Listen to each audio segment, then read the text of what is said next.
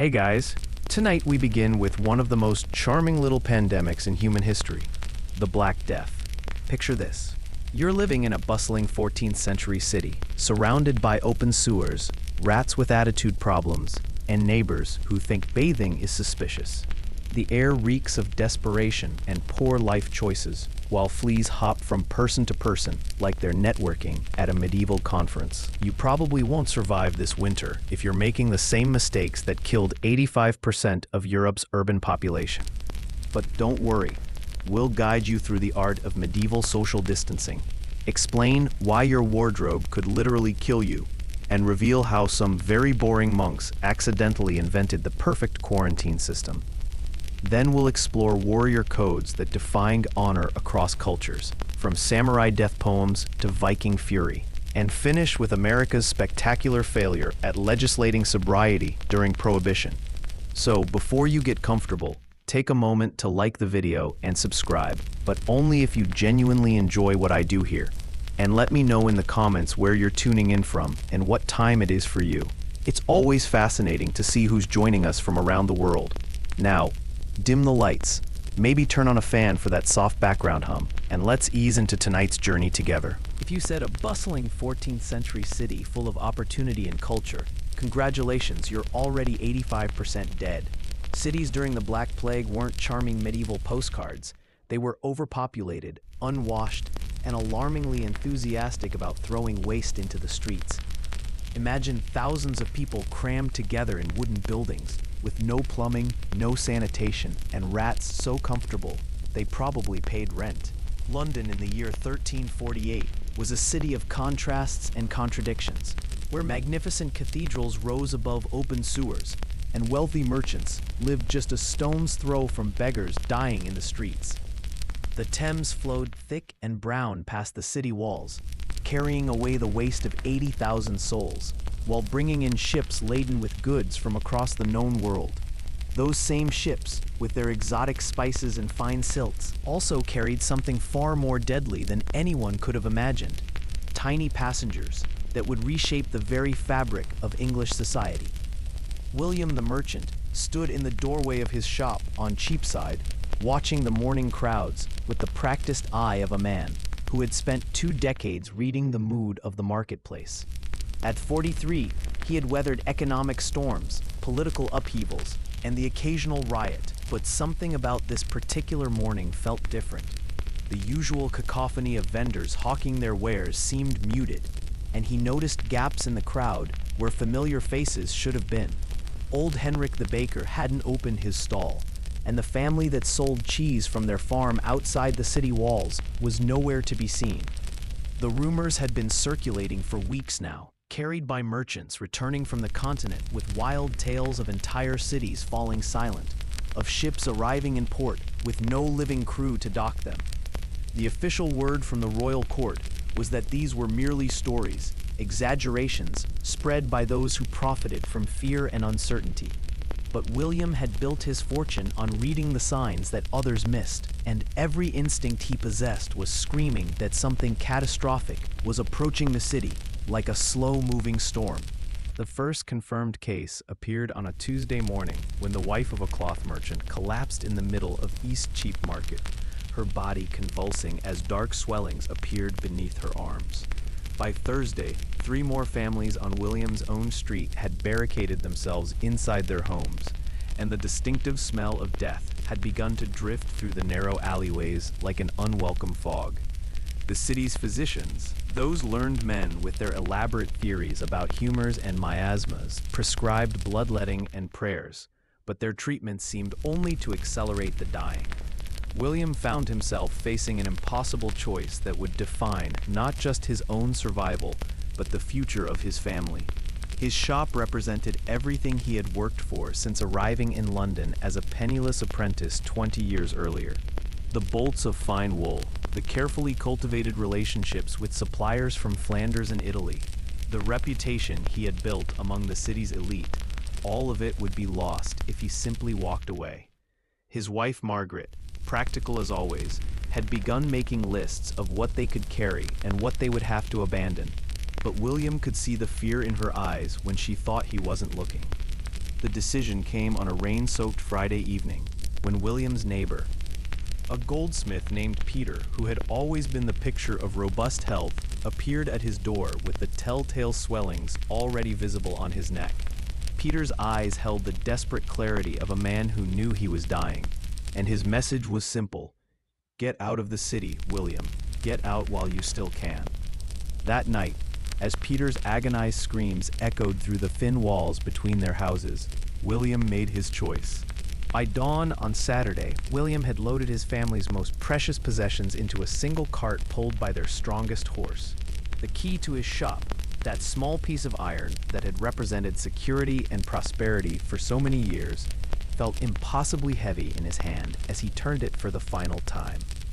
Margaret sat beside him on the driver's bench, their two young children huddled beneath woolen blankets in the back, all of them trying not to look back at the life they were leaving behind. The streets that had once thrummed with commerce and conversation were now largely empty, broken only by the occasional funeral procession or the desperate flight of other families who had reached the same terrible conclusion. As their cartwheels clattered over the cobblestones toward the city gates, William encountered a scene that would haunt him for the rest of his life. Other merchants, other families, other survivors were streaming out of London in a ragged exodus of the desperate and the wise. Some traveled in well-appointed carriages loaded with household goods, while others walked with nothing more than the clothes on their backs. Children cried, horses strained against their harnesses, and over it all hung the acrid smoke of fires burning unattended throughout the city. At the gates, William met Thomas the baker, a man he had known for 15 years. Whose flour had helped build half the businesses in their district. Thomas's cart was piled high with sacks of grain, and his face bore the same expression of grim determination that William felt in his own heart. "Yorkshire," Thomas said simply when William asked about his destination. "My brother has a farm up there, far from all this madness. What about you?" William realized he hadn't thought that far ahead, but Yorkshire sounded as good as anywhere else where the air was clean and the rats were fewer. The key to his shop remained clutched in William's fist long after London's walls had disappeared behind them, a tangible reminder of everything he had sacrificed for the chance to see another sunrise. Sometimes survival demanded that you abandon not just your possessions, but your very identity, transforming yourself from a prosperous city merchant into a refugee with nothing but hope and the wisdom to recognize when staying meant dying. As the cart rolled northward through the English countryside, William began to understand that the key in his hand was no longer a symbol of what he had lost, but of what he had chosen to leave behind in order to live. Back then, no one knew what a virus was, but they did understand one thing. If someone near you started sweating, coughing, or bleeding from strange places, it was time to become a recluse. Social distancing didn't have a catchy name yet, but the survivors practiced it religiously, and nowhere was this ancient art of isolation perfected more completely than in the silent stone corridors of England's most remote monasteries. Brother Thomas knelt in the chapel of St. Bartholomew's Priory, his weathered hands clasped in prayer as the first snows of winter began to fall across the Yorkshire moors in December 1348. At 52, he had spent nearly 3 decades in this Carthusian monastery, where silence was not just encouraged, but mandated, where contact with the outside world was limited to the most essential communications, and where the rule of Saint Bruno dictated that each monk live in solitary contemplation within his own small cell. What had once seemed like an austere, almost punishing way of life, now appeared to be the most prescient survival strategy in all of Christendom. The monastery perched on a windswept hill, overlooking the Swale Valley, its thick stone walls and narrow windows designed to keep out both the harsh northern weather and the distractions of worldly life. The 23 brothers, who called this place home, had chosen lives of deliberate isolation long before the Great Mortality had begun its terrible march across Europe. But their self-imposed exile was about to be tested in ways that even their most rigorous spiritual disciplines had never prepared them for. News of the pestilence had reached the priory through Brother William, the only monk permitted regular contact with the outside world in his role as procurator, responsible for the monastery's practical affairs. He had returned from the market town of Richmond with supplies and stories that seemed too horrific to believe. Entire families found dead in their homes, churches overflowing with corpses, physicians fleeing their patients rather than risk infection. The plague had already struck York, barely 50 miles to the south, and refugees were beginning to stream northward along the old Roman roads, carrying with them not just their possessions, but their desperation and quite possibly their death. Brother Thomas had been chosen by his fellow monks to serve as their gatekeeper during this crisis, a role that placed him at the terrible intersection of Christian charity and mortal survival. The Carthusian rule demanded that they offer hospitality to travelers and aid to the suffering, but it also required them to preserve their community and their way of life. As he watched from the monastery's bell tower, Thomas could see small groups of refugees moving slowly up the valley, their carts and bundles dark against the snow, and he knew that some of them would soon be standing at their gates. The first test came on a bitter January morning, when a family of 5 appeared at the monastery's entrance, their faces gaunt with hunger and their youngest child burning with fever. The father, a wool merchant from Leeds whose business had collapsed when the plague reached his city, begged not for admission to the monastery, but simply for shelter in their stables and perhaps some food for his dying daughter. His wife stood silently behind him, her eyes holding the particular desperation of a mother who has already watched 2 of her children die and knows she is about to lose a third. Thomas felt his heart clench with a pain more acute than any he had experienced during his decades of spiritual discipline. Every instinct of Christian compassion demanded that he open the gates, bring the family inside, and do whatever was possible to comfort their suffering. But he also knew that a single contaminated person admitted to their enclosed community could destroy not just the 23 lives currently under his protection, but centuries of prayer, scholarship, and devotion that had made this place a beacon of faith in a dark world. The compromise he reached was both practical and heartbreaking. Thomas instructed the family to make camp in a stone shepherd's hut that stood about 100 yards from the monastery walls, close enough for the monks to provide food and water, but far enough to maintain what he hoped was a safe distance. Each morning and evening, he would walk out alone, leaving bread, cheese, and small beer at a designated spot, then retreat before the family approached to collect their sustenance. It was an act of charity that maintained the forms of Christian mercy while acknowledging the brutal mathematics of survival. For 3 days, this arrangement continued, with Thomas watching from his cell window as the merchant and his wife tended to their sick child and tried to maintain some semblance of hope. On the 4th morning, when Thomas approached the usual meeting spot, he found the father sitting alone beside the hut, his head in his hands and his shoulders shaking with grief. The little girl had died during the night, and by evening, the fever had claimed her mother as well. The merchant himself was dead by dawn of the 5th day, leaving Thomas to stand guard over 3 small graves that he had dug in the frozen ground while maintaining his careful distance. As winter deepened and more refugees appeared along the valley roads, Thomas found himself repeating this terrible ritual again and again.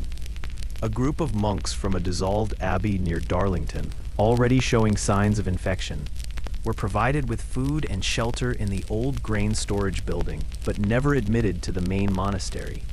A family of craftsmen from Durham were given tools and materials to build their own shelter, but were warned never to approach closer than the ancient stone cross that marked the boundary of the monastery's inner sanctum. Each act of limited charity was accompanied by the knowledge that more generous help might mean the destruction of everyone and everything Thomas had devoted his life to protecting.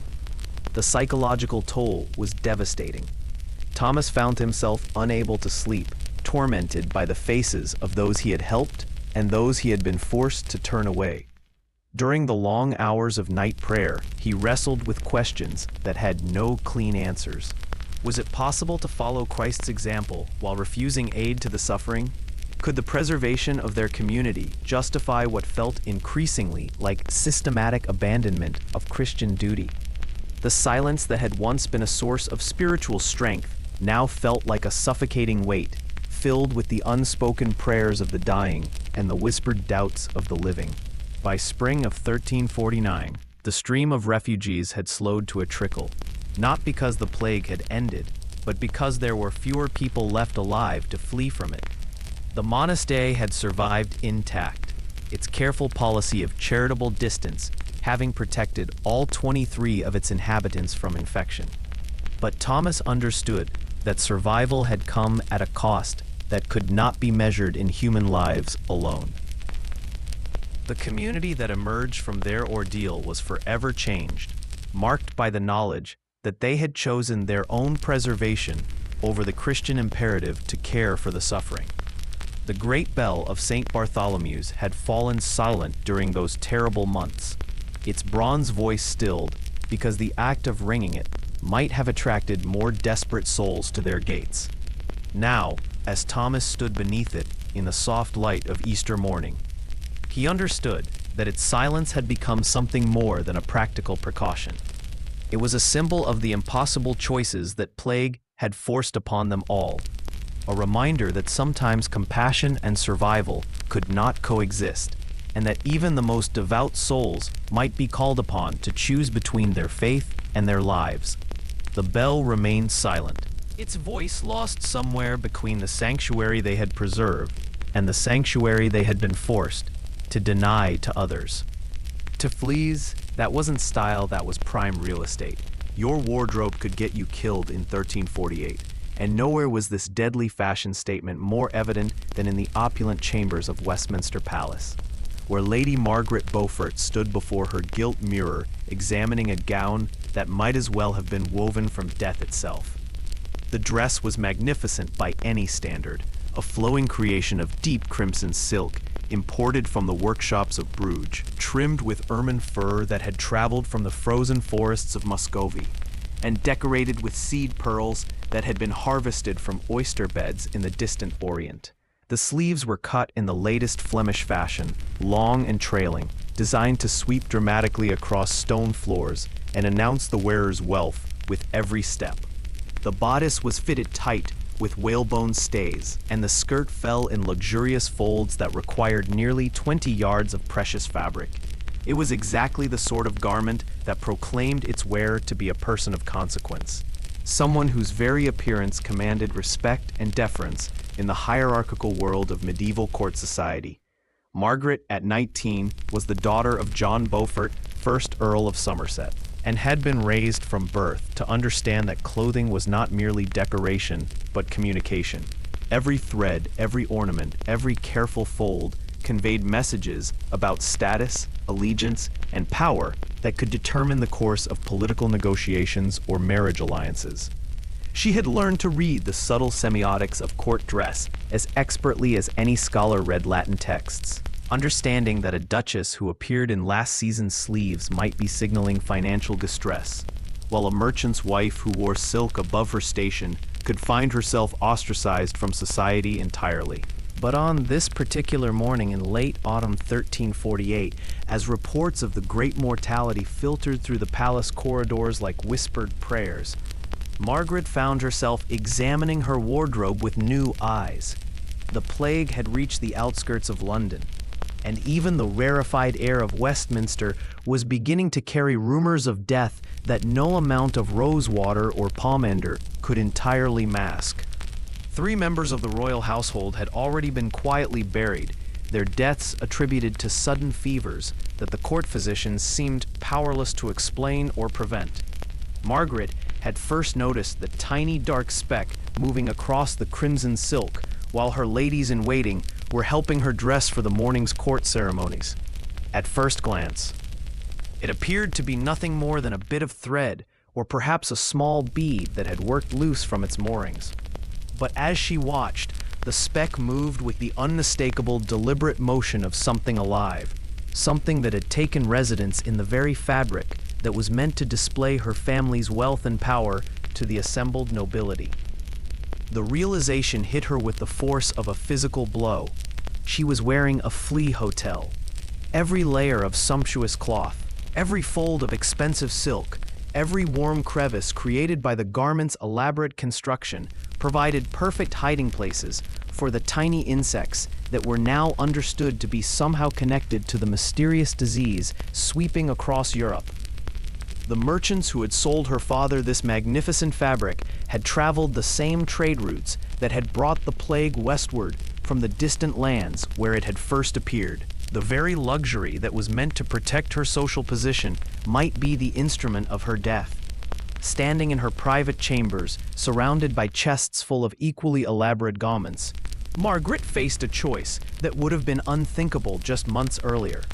She could continue to dress according to her station, maintaining the appearance that society expected from the daughter of an earl, or she could abandon the clothing that defined her identity in favor of simpler garments that might offer better protection against the invisible enemy that seemed to travel in the folds of fine fabric. The decision became more urgent when her youngest lady-in-waiting, a girl named Anne, who had been helping Margaret dress each morning for the past 2 years, developed a fever overnight and was found dead in her bed the next morning. Anne had been in constant contact with Margaret's wardrobe, handling the precious garments with the careful attention that such valuable items demanded. The other ladies-in-waiting began to whisper among themselves about the connection between beautiful clothes and sudden death, and Margaret realized that her entire social circle was beginning to view her magnificent wardrobe with the same suspicion usually reserved for suspected witches or political traitors.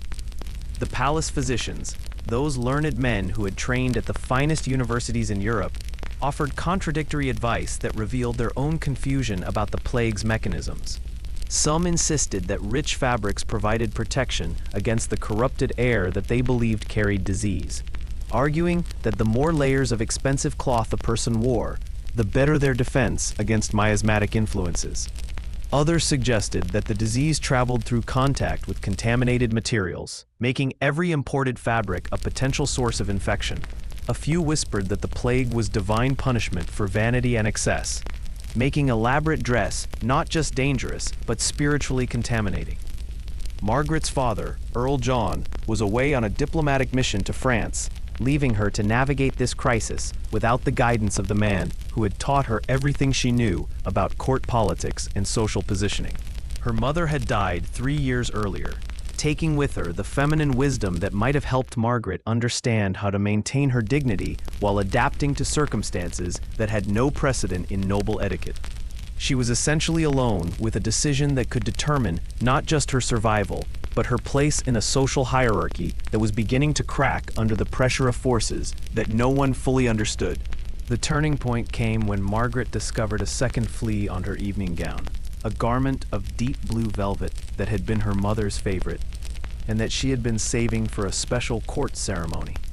This was not just any dress, but one imbued with emotional significance and family history, representing her connection to a woman whose memory she cherished above all earthly possessions.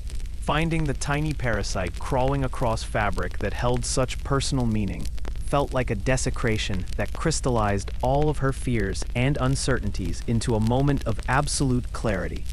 That night, while the rest of the palace slept, Margaret made a decision that would have scandalized every courtier who knew her. Working by candlelight in the privacy of her chambers, she gathered every piece of elaborate clothing she owned, the silks from Italy, the velvets from France, the furs from the northern kingdoms, the jeweled belts and embroidered sleeves and trailing trains that had defined her identity since childhood. One by one, she fed them into the fire that burned in her private hearth, watching centuries of craftsmanship and months of her father's income transform into smoke and ash.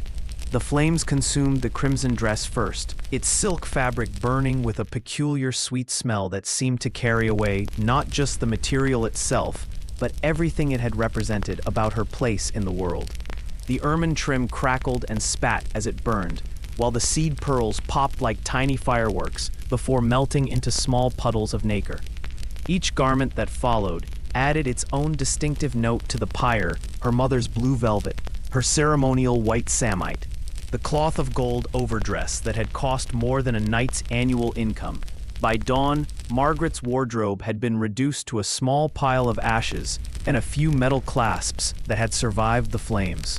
In place of her destroyed finery, she dressed herself in a simple gown of undyed linen, the sort of garment that might be worn by a well-to-do farmer's daughter or a merchant's wife. The transformation was so complete that when her remaining ladies-in-waiting arrived to help her dress for the day, they initially failed to recognize her, assuming that some servant girl had wandered into the wrong chambers. The scandal that erupted when Margaret appeared at court in her simple linen dress was immediate and intense. Courtiers whispered behind fans and sleeve-covered hands, speculating about everything from financial ruin to religious mania to possible witchcraft. Some suggested that the stress of the plague had affected her mind, while others wondered if she was making some sort of political statement about the relationship between worldly vanity and divine punishment. A few of the more practical-minded nobles, however, began to take note of the fact that Margaret remained healthy, while several other ladies who continued to wear elaborate imported clothing had fallen ill. As winter settled over Westminster Palace and the plague continued its relentless advance through London's crowded streets, Margaret's radical fashion choice began to seem less like madness and more like innovation. The simple linen gown that had initially marked her as either impoverished or insane gradually became a symbol of something new, a practical approach to survival that prioritized life over appearance, health over status, and adaptation over tradition. Rats hated climbing, especially where food was scarce and temperatures dropped, which meant that if you could get yourself high enough above the chaos of lowland life, you might just find yourself breathing clean air while everyone else suffocated in their own mistakes. The Scottish Highlands in the year 1349 offered exactly this kind of salvation to those wise enough to understand that geography could be more powerful than prayer when it came to avoiding the plague's hungry embrace. Hamish MacLeod stood on the rocky outcropping that served as his front porch, looking down into the Cairngorm Valley with the weary satisfaction of a man who had spent 43 years learning to read the language of wind and weather, of animal behavior and seasonal change. His stone cottage, built by his grandfather's hands from the same granite that formed the backbone of these ancient mountains, perched at nearly 1,500 feet above sea level, connected to the world below by a single treacherous path that wound between boulder fields and across streams that could turn deadly with a moment's rain. For most of his adult life, Hamish had lived alone except for his sheep, his border collie Finn, and the occasional visit from his cousin Donald, who brought news from the market towns twice a year and complained constantly about the difficulty of climbing to such a godforsaken height. The isolation that had once seemed like a burden, inherited along with the cottage and the flock when his father died of a fever 10 years earlier, now appeared to be the most valuable legacy he could have received. The very remoteness that made simple tasks like buying salt or finding a blacksmith into day-long expeditions had become his shield against the catastrophe spreading across the lowlands like spilled ink across parchment. The first refugees appeared on a gray morning in late October when the autumn mist was still clinging to the valley floor and the higher peaks were already touched with the season's first snow. From his vantage point, Hamish could see them long before they could see him, a straggling line of perhaps 50 souls, making their way slowly up the ancient drove road that shepherds had used for centuries to move livestock between summer and winter pastures. They moved with the desperate determination of people who had already lost everything they owned and were now gambling their remaining strength on the possibility that salvation lay somewhere above the tree line. The group was led by a man Hamish recognized as Tavish Mackenzie, a wool merchant from Inverness whose business had brought him up this path several times over the years. But the prosperous trader, who had once arrived with a packed train of horses loaded with goods for the Highland settlements, was now reduced to leading a ragged column of families carrying their possessions in sacks and bundles, their faces bearing the particular gauntness that came from too many meals skipped and too many nights spent sleeping in the open air. When the refugees finally reached the small plateau where Hamish's cottage stood, Tavish approached with the careful politeness of a man asking for a favor he knew he had no right to expect. The plague had reached Inverness 3 weeks earlier, he explained, arriving aboard a merchant ship from the Low Countries that had seemed perfectly normal when it tied up at the harbor. Within days, the city's population had begun dying at a rate that defied belief or explanation. Entire families were found dead in their homes. Businesses closed when their owners failed to open their doors, and the very air seemed to carry death like an invisible fog. The refugees had fled northward into the mountains, not because they had any particular destination in mind, but because the plague seemed to follow the trade routes and major roads, making the wilderness appear safer than civilization. They had lost members of their group during the difficult climb, friends and relatives who had simply sat down beside the path and refused to go any further, claiming they would rest for just a moment before continuing, only to be found cold and still when the others returned to check on them hours later. Hamish found himself facing a dilemma that had no precedent in his experience. His cottage, built for a single man and his dog, could not possibly shelter 50 people, even if he had been willing to share his limited supplies with such a large group. His winter stores of oats, dried fish, and preserved meat had been calculated to last one person through the months when the mountain passes would be blocked by snow. And sharing them with refugees would mean starvation for everyone when spring finally arrived. But turning away desperate people who had climbed 1,500 feet through boulder fields and stream crossings in search of safety violated every principle of Highland hospitality that had been drummed into him since childhood.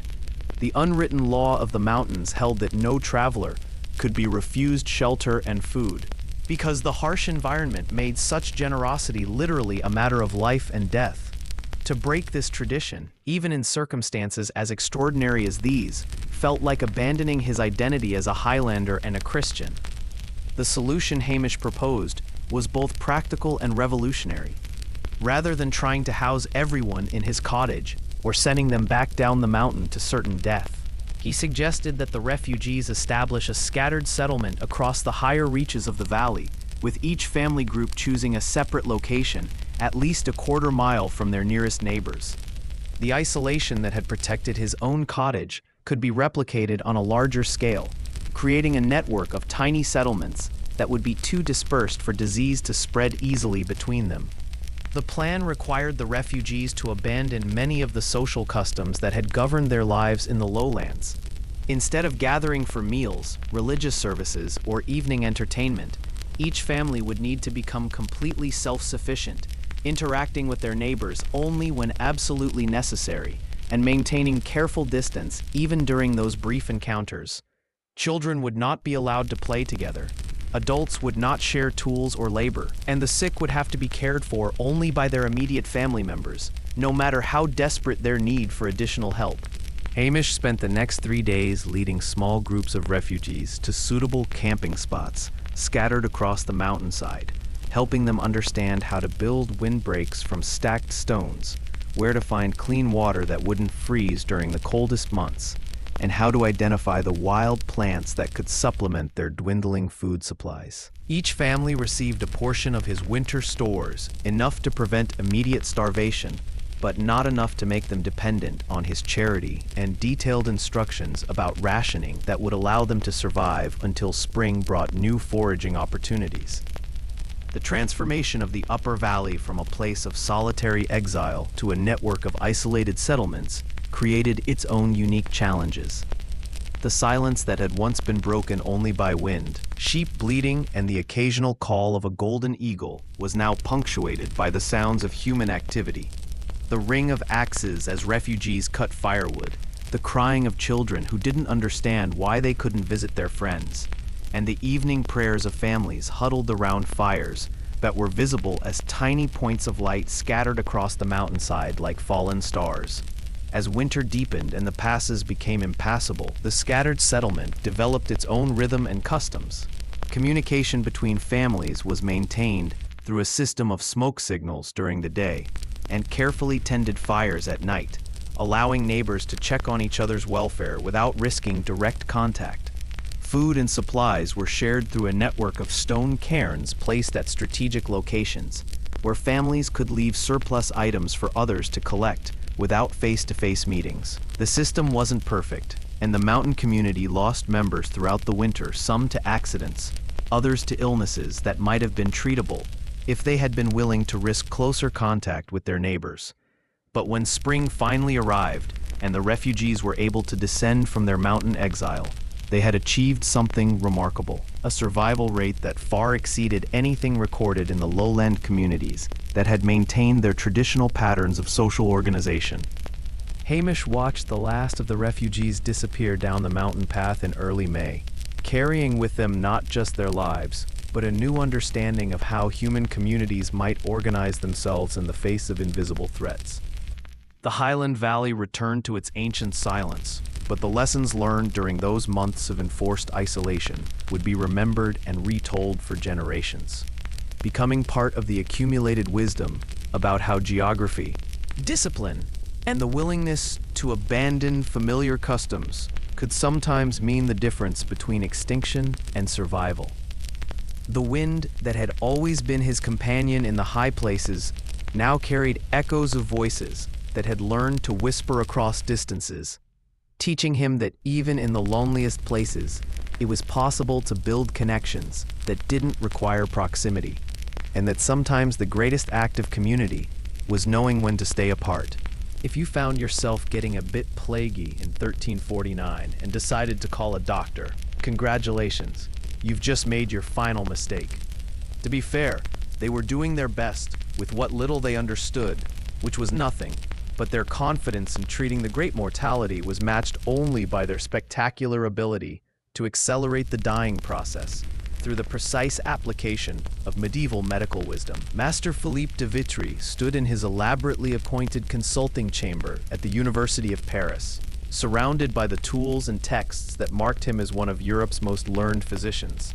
At 57, he had spent 3 decades studying the works of Hippocrates and Galen, mastering the intricate theory of the 4 humors that governed all human health, and developing a reputation that drew patients from across France and beyond. His shelves were lined with precious manuscripts copied by hand in monastery scriptoriums, his tables crowded with brass instruments for measuring celestial influences, and his walls decorated with charts showing the complex relationships between planetary movements and bodily functions. The leading theory of disease in Philippe's time revolved around the concept of humoral balance, blood, phlegm, yellow bile, and black bile flowing through the human body in precise proportions that determined everything from temperament to susceptibility to illness. When someone fell sick, it meant their humors had become unbalanced, requiring careful intervention to restore the natural harmony that characterized perfect health. The methods for achieving this restoration had been refined over centuries of scholarly debate and clinical observation, forming a comprehensive system of treatment that seemed both logical and scientifically sound to anyone educated in the medical arts. When the first plague victims began arriving at Philippe's door in the autumn of 1348, he approached their treatment with the confidence of a man whose expertise had been tested against countless ailments over the course of his distinguished career. The symptoms were certainly dramatic: the sudden onset of fever, the appearance of dark swellings in the neck and armpits, the delirium and bleeding that preceded death, but they fit recognizable patterns that could be addressed through proven therapeutic interventions. Philippe's initial diagnosis was an excess of corrupted blood, heated to dangerous temperatures by an imbalance of yellow bile and requiring immediate drainage to prevent the entire system from being overwhelmed. The treatment was straightforward: systematic bloodletting using both lancets and leeches, combined with purging medicines to expel the contaminated humors through the bowels. For particularly severe cases, he recommended trepanation, drilling small holes in the skull to release pressure that might be affecting the brain's ability to regulate the body's natural cooling mechanisms.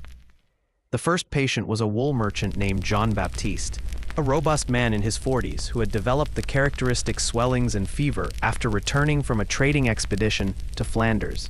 Philippe began treatment immediately, opening veins in both arms to allow the corrupted blood to flow freely, while his assistants applied leeches to the patient's neck and temples. The bloodletting continued for 3 days, with Philippe carefully monitoring the color and consistency of the extracted fluid for signs that the humoral balance was being restored. When Jean-Baptiste died on the 4th day, Philippe attributed the failure to the advanced state of corruption that had already taken hold before treatment began. The next patient, a young woman whose symptoms had been caught earlier in their development, received more aggressive intervention.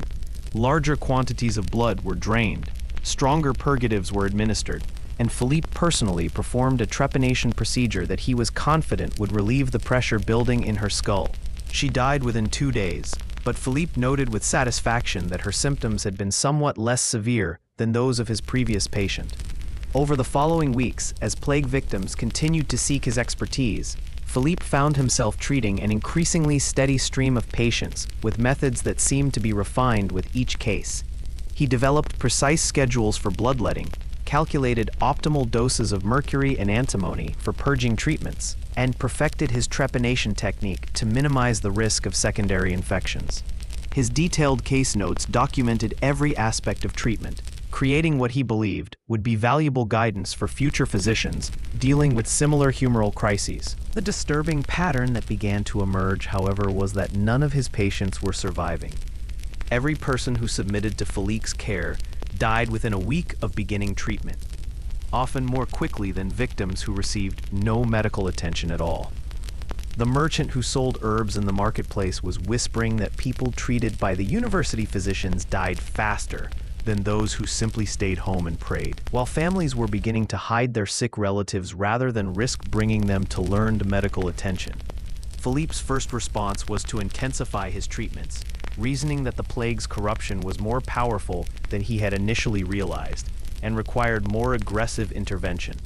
He increased the frequency of bloodletting, prescribed stronger purgatives, and began combining multiple therapeutic approaches simultaneously.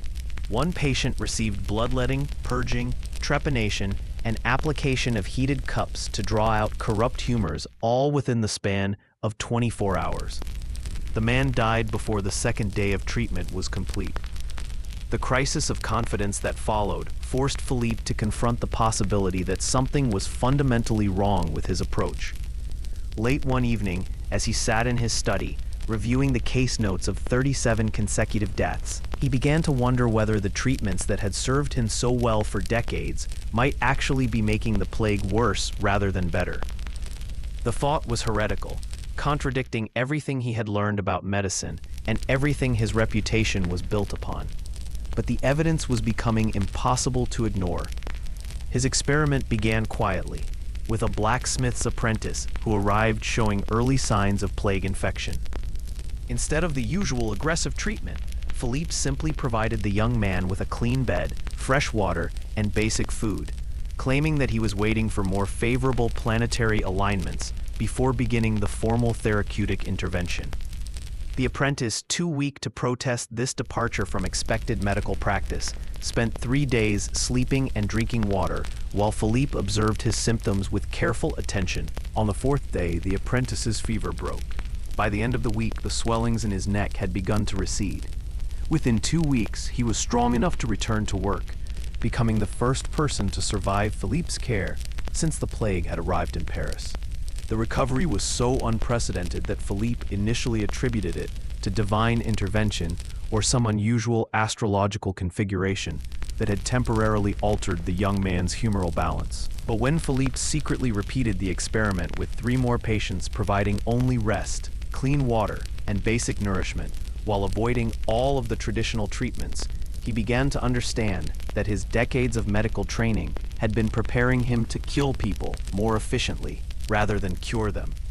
The bloodletting that was supposed to restore humoral balance was actually weakening patients when they most needed their strength. The purging medicines that should have expelled corrupted humors were dehydrating people who were already struggling with fever.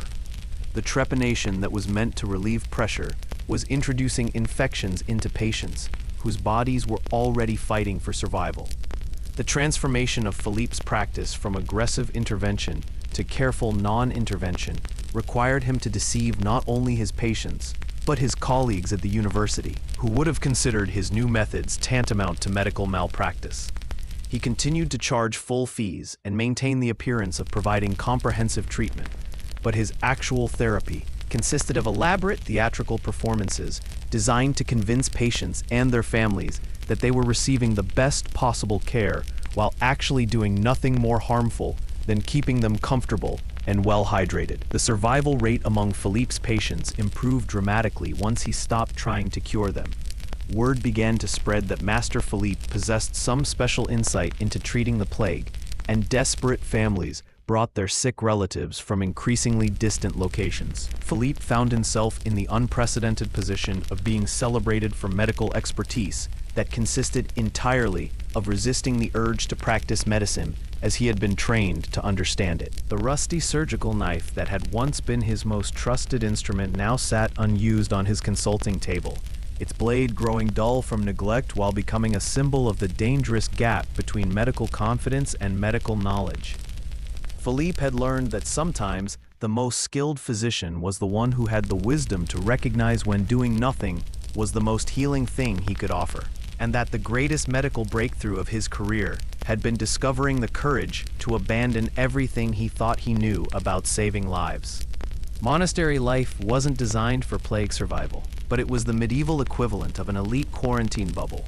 And nowhere was this accidental genius more perfectly demonstrated than at the Abbey of St. Denis, where Abbot Suger found himself managing not just the spiritual welfare of his community, but their literal survival in a world where Christian charity and practical wisdom were about to collide with devastating force. The Abbey of St. Denis stood like a fortress of faith on a hill, overlooking the Seine Valley, just north of Paris, its massive stone walls and towers rising above carefully tended vineyards and grain fields that had supported the monastic community for more than 7 centuries. Founded in the 7th century on the site where St. Denis had been martyred, the abbey had grown into one of the most powerful religious institutions in France.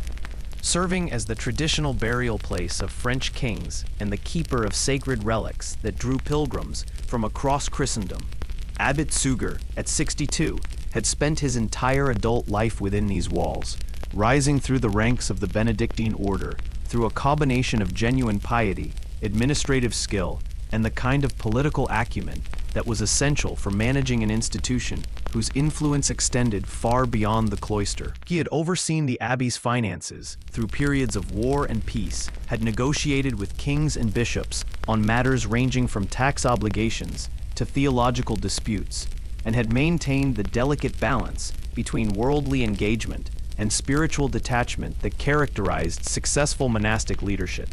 But nothing in Suger's 4 decades of experience had prepared him for the crisis that began to unfold in the spring of 1349, when reports of the Great Mortality reached the abbey through their network of correspondence with monasteries across Europe.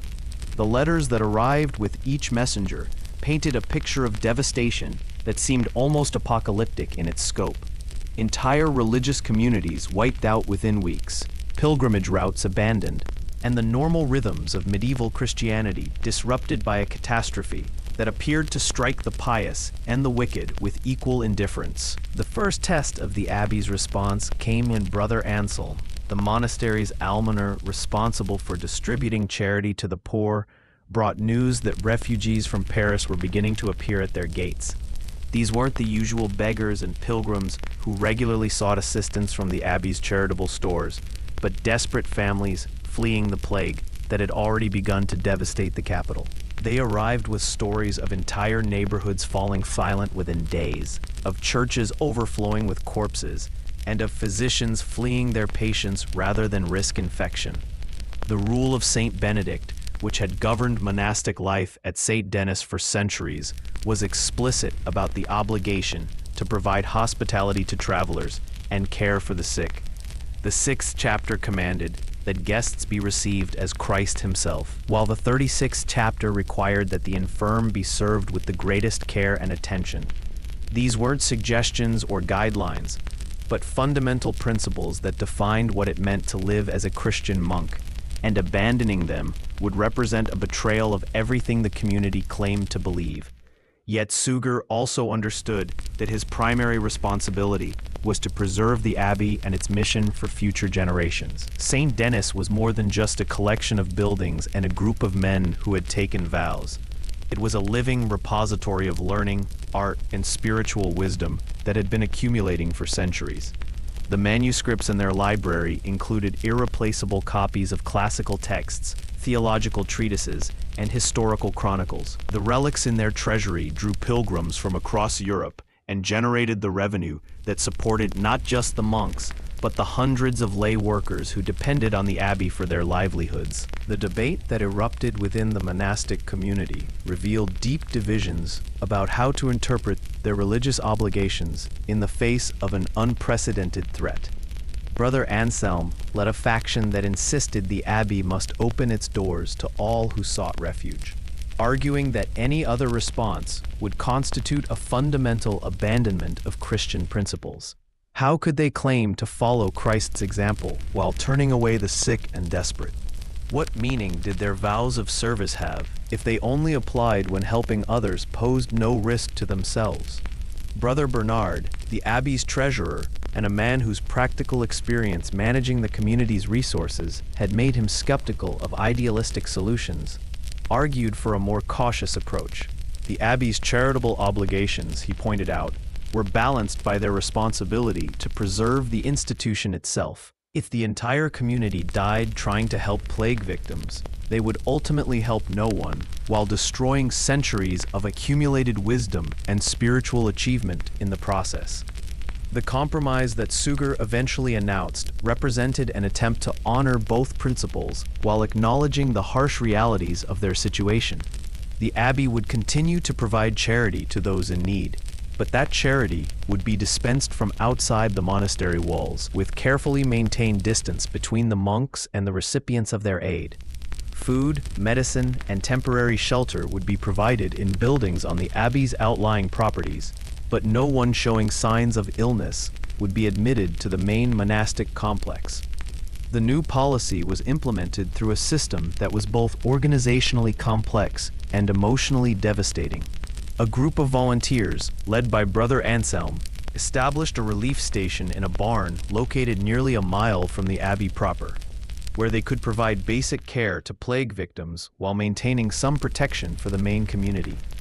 Supplies were delivered to this station by monks who took elaborate precautions to avoid direct contact with the sick, leaving food and medicine at designated locations and retreating before the patients approached to collect them. As summer progressed and the stream of refugees from Paris intensified, the moral strain of this arrangement began to take its toll on the entire community. The volunteers who staffed the relief station were essentially undertaking suicide missions, knowing that close contact with plague victims would almost certainly result in their own death. Brother Anselm was among the first to fall, followed by 3 more monks who had insisted on providing hands-on care despite the obvious risks. Their deaths created a crisis within the crisis, as the abbey struggled to find replacements willing to accept what amounted to martyrdom in service of Christian charity. The monks who remained safely within the monastery walls found themselves wrestling with guilt that poisoned their daily prayers and spiritual exercises. How could they claim to be following Christ's example while their brothers died serving the sick just a mile away? Some began to volunteer for the relief station despite Suger's attempts to preserve the core community, arguing that their salvation depended on their willingness to risk everything for others. Others retreated deeper into prayer and study, trying to convince themselves that preserving the abbey's spiritual mission was itself a form of service that justified their safety. By autumn, the relief station had become a graveyard. Every monk who had volunteered to work there had died within weeks of beginning their service, while the number of plague victims seeking help continued to grow. Suger faced the terrible realization that continuing the current policy would eventually destroy the entire community through a slow process of voluntary martyrdom, while abandoning it entirely would mean turning their backs on suffering they had the power to alleviate. The decision to close the relief station and cease all direct assistance to plague victims was announced on a gray October morning when the first frost appeared on the abbey's gardens. Suger delivered the news to his community in the chapter house, explaining that the abbey could not continue to sacrifice its members without limit, and that their primary obligation was to preserve the institution for the service of future generations. The announcement was met with silence that felt heavier than any spoken protest. A great bell of Saint Denis, which had called the monks to prayer 7 times each day for centuries, fell silent during those final months of 1349. The decision to stop ringing it was ostensibly practical. Ringing the bell might attract more desperate souls to their gates.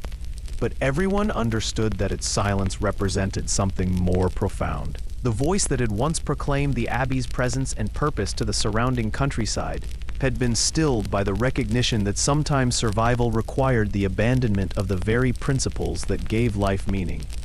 When spring returned to the Seine Valley in 1350, the Abbey of Saint-Denis remained intact, its 63 surviving monks having successfully preserved their community through the worst of the plague. But the silence of their bell had become a permanent feature of their daily life, a reminder that their survival had been purchased through choices that continued to echo in their prayers long after the immediate crisis had passed. The ashes of her burned wardrobe, swept from her hearth and scattered in the palace gardens, disappeared into the earth like a sacrifice offered to whatever forces determined who lived and who died in those terrible months. But the lesson they represented would outlast the plague itself, becoming part of the hard-won wisdom that survivors would pass down to future generations about the sometimes deadly cost of caring more about how you looked than whether you lived. Messengers had a special bonus: immediate exposure to everyone's germs, which made John the Messenger's job roughly equivalent to being a professional plague collector who got paid to visit every contaminated location within a 100-mile radius and shake hands with the locals. At 25, John had been carrying royal dispatches along the roads of England for 7 years, building a reputation for speed, reliability, and the kind of physical endurance that allowed him to cover 60 miles in a single day when circumstances demanded it. The Great North Road between London and Canterbury had been John's primary route since he entered royal service, a well-traveled highway that connected the capital to the spiritual heart of English Christianity. Under normal circumstances, it was a journey that took him through prosperous market towns, past bustling inns where merchants gathered to exchange news and gossip, and across countryside dotted with manor houses whose lords competed to offer hospitality to representatives of the crown. The leather satchel that never left his side contained not just official correspondence, but the informal communications that kept England's administrative machinery functioning, the requests for favors, the reports on local conditions, and the personal messages that humanized the otherwise impersonal business of governance. But the England that John encountered in the autumn of 1348 bore little resemblance to the familiar landscape he had been traversing for years. The plague had arrived in the southern ports during the summer, and its advance northward could be tracked by the progression of abandoned villages, silent monasteries, and roads that grew emptier with each passing week. What had once been a network of reliable stopping points where he could count on food, shelter, and fresh horses had become a gauntlet of uncertainty where each town might be thriving, decimated, or somewhere terrifyingly in between. John's first indication of how dramatically the world had changed came when he reached Rochester, normally a bustling cathedral city that served as a crucial way station for travelers heading north from London.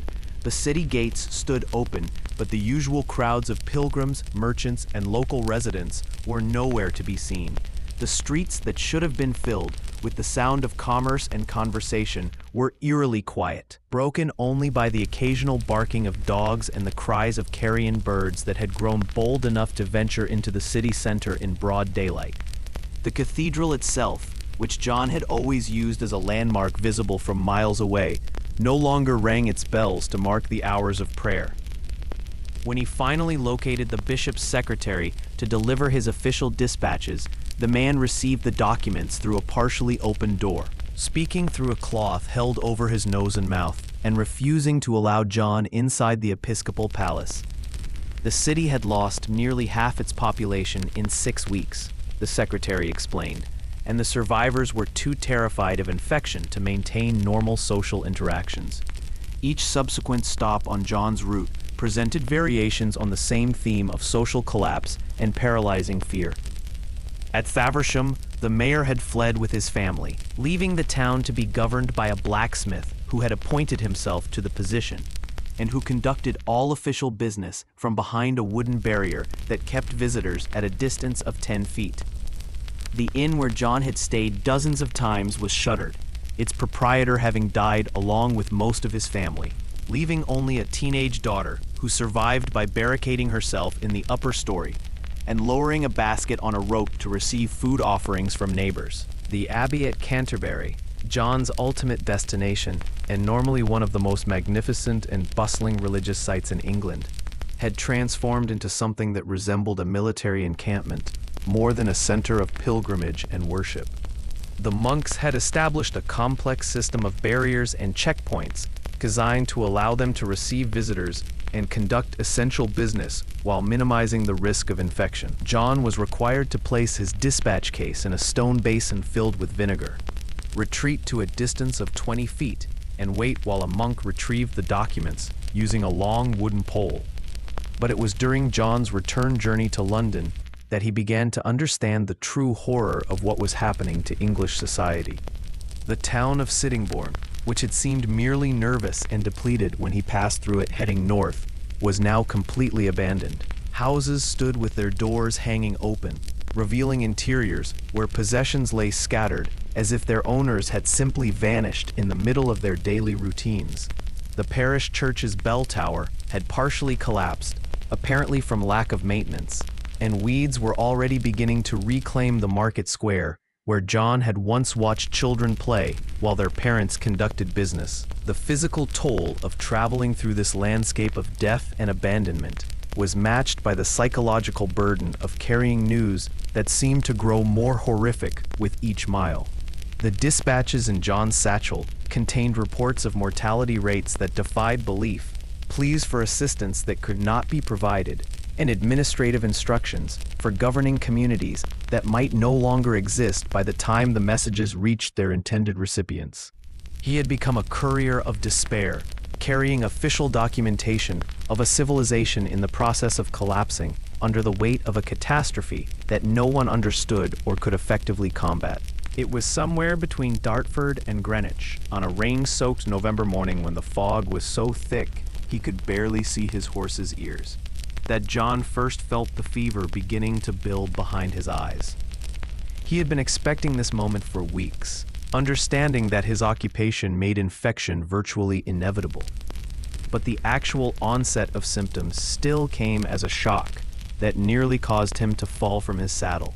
Characteristic swellings had not yet appeared, but the sudden weakness and the peculiar ache in his bones left no doubt about what was happening to him. John faced a choice that would define not just the remainder of his life, but his understanding of what it meant to serve something larger than himself. He could turn aside from the road, find some secluded spot to die in private, and spare others the risk of infection that his continued travel would represent. Or he could complete his mission, delivering the dispatches that were counting on his reliability, even if doing so meant spreading the plague to everyone he encountered during his final days.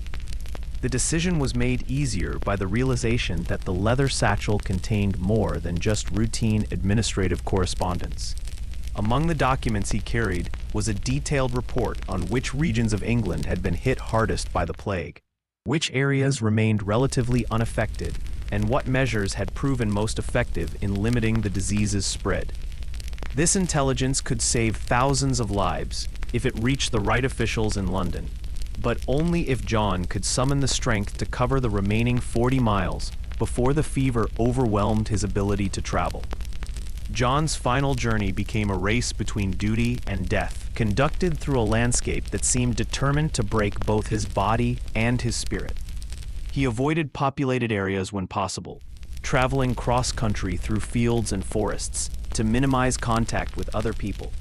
But the effort of finding alternate routes, while fighting the increasing weakness caused by his illness, stretched what should have been a 2-day ride into a week-long ordeal that tested the limits of human endurance. When John finally arrived at the gates of Westminster Palace, he was barely conscious and had to be helped from his horse by guards who initially mistook him for a beggar or a drunk. The leather satchel that had been his constant companion for 7 years contained its final delivery intelligence that would help coordinate England's response to the plague and potentially save countless lives through more effective allocation of resources and implementation of protective measures. John died 3 days later in a small room in the palace's servant quarters, His mission complete and his duty fulfilled despite the personal cost that such dedication had demanded.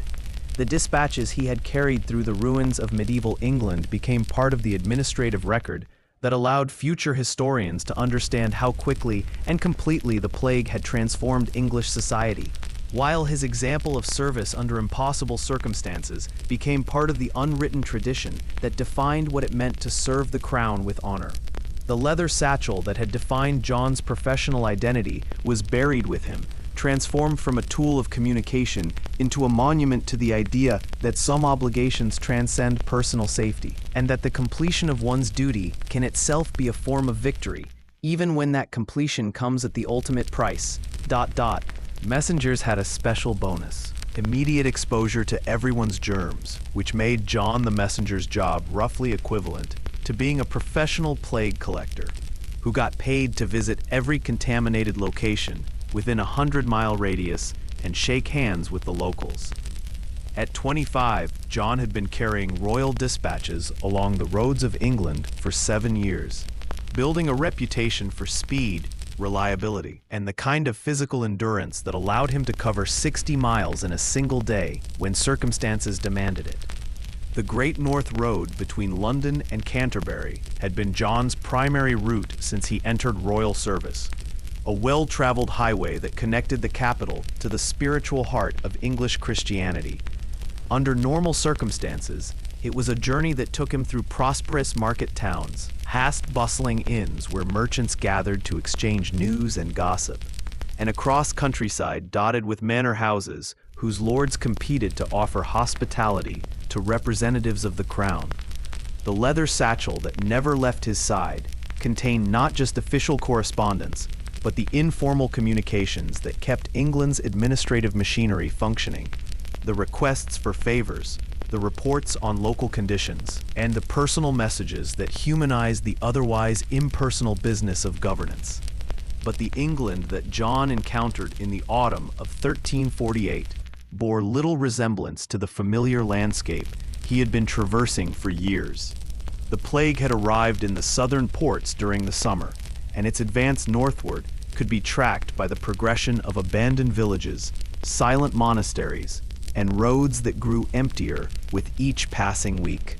What had once been a network of reliable stopping points where he could count on food, shelter, and fresh horses had become a gauntlet of uncertainty where each town might be thriving, decimated, or somewhere terrifyingly in between. John's first indication of how dramatically the world had changed came when he reached Rochester, normally a bustling cathedral city that served as a crucial way station for travelers heading north from London. The city gates stood open, but the usual crowds of pilgrims, merchants, and local residents were nowhere to be seen. The streets that should have been filled with the sound of commerce and conversation were eerily quiet, broken only by the occasional barking of dogs and the cries of carrion birds that had grown bold enough to venture into the city center in broad daylight. The cathedral itself, which John had always used as a landmark visible from miles away, no longer rang its bells to mark the hours of prayer. When he finally located the bishop's secretary to deliver his official dispatches, the man received the documents through a partially open door, speaking through a cloth held over his nose and mouth, and refusing to allow John inside the episcopal palace. The city had lost nearly half its population in 6 weeks, the secretary explained, and the survivors were too terrified of infection to maintain normal social interactions. Each subsequent stop on John's route presented variations on the same theme of social collapse and paralyzing fear. At Faversham, the mayor had fled with his family, leaving the town to be governed by a blacksmith who had appointed himself to the position, and who conducted all official business from behind a wooden barrier that kept visitors at a distance of 10 feet. The inn where John had stayed dozens of times was shuttered, its proprietor having died along with most of his family, leaving only a teenage daughter who survived by barricading herself in the upper story and lowering a basket on a rope to receive food offerings from neighbors. The Abbey at Canterbury, John's ultimate destination and normally one of the most magnificent and bustling religious sites in England, had transformed into something that resembled a military encampment more than a center of pilgrimage and worship. The monks had established a complex system of barriers and checkpoints designed to allow them to receive visitors and conduct essential business while minimizing the risk of infection. John was required to place his dispatch case in a stone basin filled with vinegar, retreat to a distance of 20 feet, and wait while a monk retrieved the documents using a long wooden pole. But it was during John's return journey to London that he began to understand the true horror of what was happening to English society. The town of Sittingbourne, which had seemed merely nervous and depleted when he passed through it heading north, was now completely abandoned. Houses stood with their doors hanging open, revealing interiors where possessions lay scattered, as if their owners had simply vanished in the middle of their daily routines. The parish church's bell tower had partially collapsed, apparently from lack of maintenance, and weeds were already beginning to reclaim the market square where John had once watched children play while their parents conducted business. The physical toll of traveling through this landscape of death and abandonment was matched by the psychological burden of carrying news that seemed to grow more horrific with each mile. The dispatches in John's satchel contained reports of mortality rates that defied belief, pleas for assistance that could not be provided, and administrative instructions for governing communities that might no longer exist by the time the messages reached their intended recipients. He had become a courier of despair, carrying official documentation of a civilization in the process of collapsing under the weight of a catastrophe that no one understood or could effectively combat. It was somewhere between Dartford and Greenwich on a rain-soaked November morning when the fog was so thick he could barely see his horse's ears, that John first felt the fever beginning to build behind his eyes.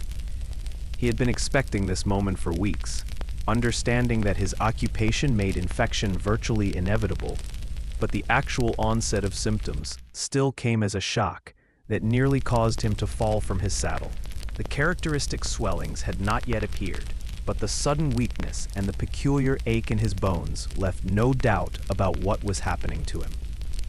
John faced a choice that would define not just the remainder of his life, but his understanding of what it meant to serve something larger than himself. He could turn aside from the road, find some secluded spot to die in private, and spare others the risk of infection that his continued travel would represent. Or he could complete his mission, delivering the dispatches that were counting on his reliability, even if doing so meant spreading the plague to everyone he encountered during his final days. The decision was made easier by the realization that the leather satchel contained more than just routine administrative correspondence. Among the documents he carried was a detailed report on which regions of England had been hit hardest by the plague, which areas remained relatively unaffected, and what measures had proven most effective in limiting the disease's spread. This intelligence could save thousands of lives if it reached the right officials in London, but only if John could summon the strength to cover the remaining 40 miles before the fever overwhelmed his ability to travel. John's final journey became a race between duty and death, conducted through a landscape that seemed determined to break both his body and his spirit. He avoided populated areas when possible, traveling cross-country through fields and forests to minimize contact with other people. But the effort of finding alternate routes while fighting the increasing weakness caused by his illness stretched what should have been a 2-day ride into a week-long ordeal that tested the limits of human endurance. When John finally arrived at the gates of Westminster Palace, he was barely conscious and had to be helped from his horse by guards who initially mistook him for a beggar or a drunk. The leather satchel that had been his constant companion for 7 years contained its final delivery intelligence that would help coordinate England's response to the plague and potentially save countless lives through more effective allocation of resources and implementation of protective measures. John died 3 days later in a small room in the palace's servant quarters. His mission complete and his duty fulfilled, despite the personal cost that such dedication had demanded. The dispatches he had carried through the ruins of medieval England became part of the administrative record that allowed future historians to understand how quickly and completely the plague had transformed English society, while his example of service under impossible circumstances became part of the unwritten tradition that defined what it meant to serve the crown with honor. The leather satchel that had defined John's professional identity was buried with him, transformed from a tool of communication into a monument to the idea that some obligations transcend personal safety and that the completion of one's duty can itself be a form of victory, even when that completion comes at the ultimate price. Grain bins on the floor, that's a rat rave waiting to happen. And widow Eleanor learned this lesson the hard way when she discovered that her carefully hoarded winter stores had become the epicenter of what could only be described as a rodent invasion with apocalyptic implications. At 38, Eleanor had been managing her small farm in the Kentish countryside alone for 3 years. Ever since her husband Robert died in a farming accident that left her with 3 young children, 5 cats, and the grim determination to survive whatever challenges the world might throw at a woman trying to make her way without a man's protection. The farmhouse that Eleanor called home sat in a shallow valley about 15 miles southeast of Canterbury, surrounded by fields that she worked with the help of her eldest son Thomas, who at 14 was trying manfully to fill his father's shoes despite lacking both the physical strength and the accumulated wisdom that successful farming required. The house itself was typical of its kind and era, a single-story structure built from local timber and stone, with thick walls designed to keep out the worst of the English weather and a thatched roof that needed constant maintenance but provided better insulation than the slate tiles that only wealthy landowners could afford. Eleanor's most prized possessions were stored in what had once been Robert's workshop, a collection of wooden bins and clay jars that contained a grain, dried beans, and preserved meat that would see her family through the winter months when fresh food became scarce and expensive. She had learned from her mother and grandmother the complex art of food preservation that kept rural families alive during the lean months, mastering techniques for smoking meat, drying vegetables, and storing grain that could remain edible for months, if properly protected from moisture and pests. But the autumn of 1348 brought challenges that no amount of traditional wisdom could have prepared her for.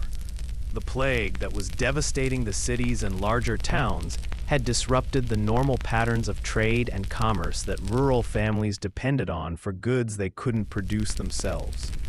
Salt, for preserving meat, became almost impossible to obtain.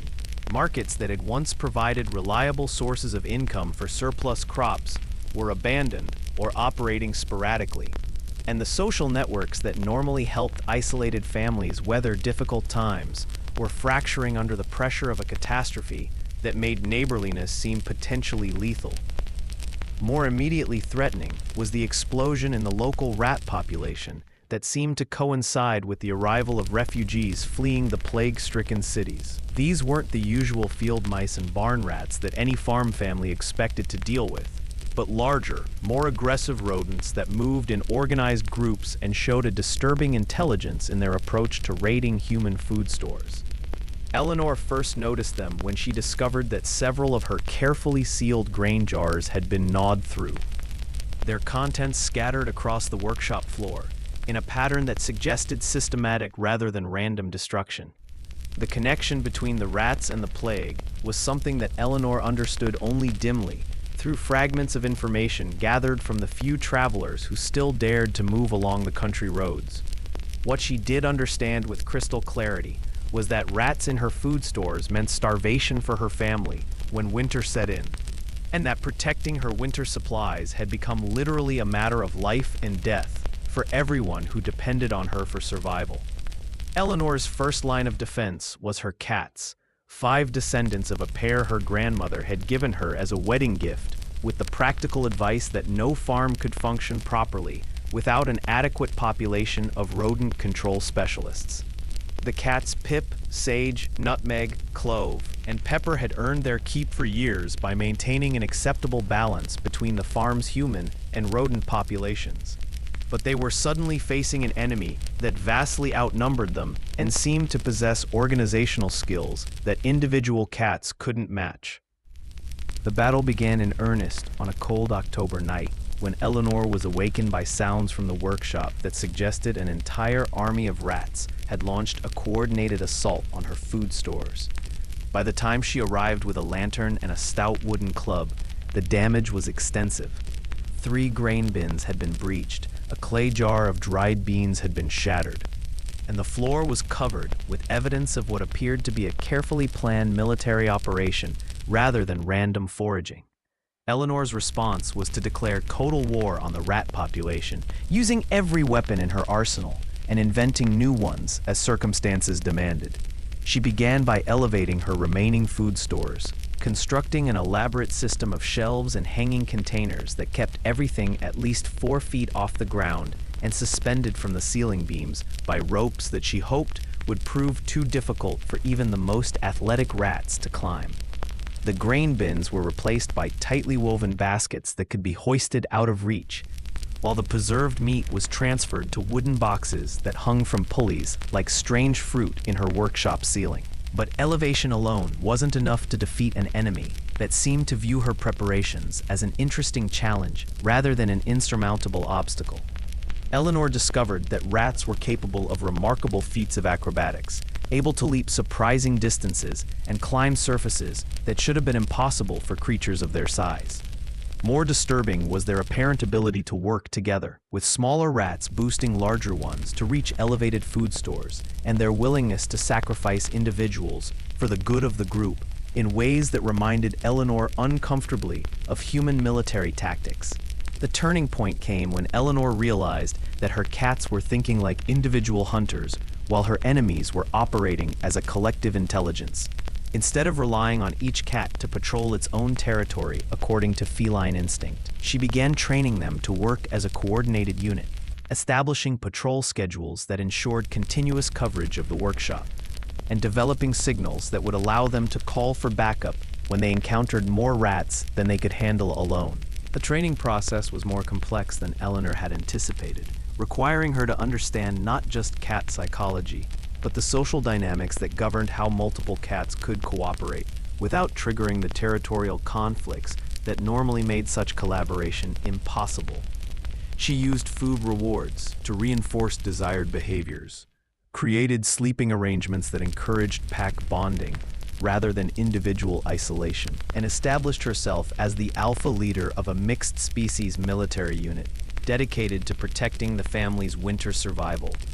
The decisive battle occurred on a November night, when the largest rat incursion yet attempted to overwhelm Eleanor's defenses through sheer numbers and determination.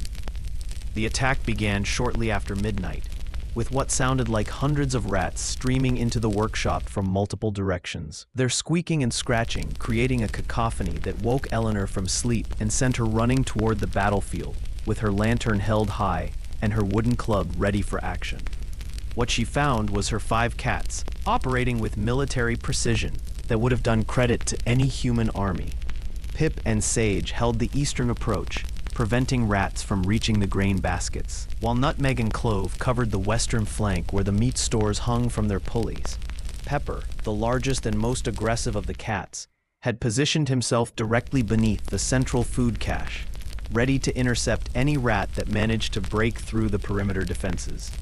The battle lasted until dawn, with Eleanor serving as both general and quartermaster, providing tactical support to her feline troops while using her club to deal with rats that tried to bypass the main conflict and attack the food stores directly.